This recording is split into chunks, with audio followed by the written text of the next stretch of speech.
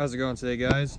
As you can see, the Chevy 2 is not where it normally is. I moved it to its winter storage, basically the backyard, so that way I could use that pad of concrete if I have to work on my daily drivers.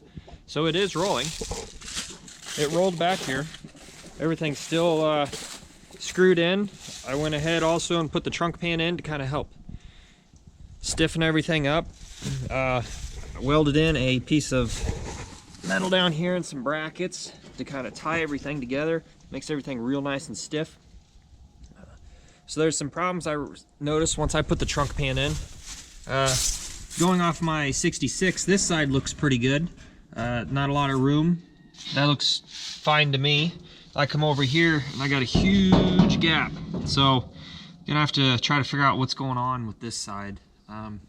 This may be the troublesome side, or it could be the other side. I'm not quite sure yet.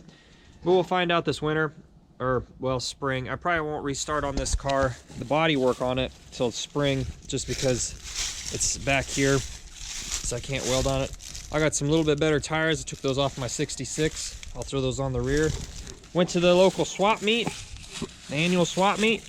Picked up some Fenton 5-spokes. These are called ram rods, according to the back of them. The gentleman did not recommend I run these tires, which is fine. I just need them for rollers right now. I had a hard time finding some lug nuts for these. The washers are a little too big, and then I couldn't get the last lug nut on for some reason. So anyways, I'll probably do maybe a minor update. I'm gonna work on the front end. I got some of the parts out here. Put the grill on and everything. I need to put the rubber in that for this fender here. But that's probably about it for body work this winter.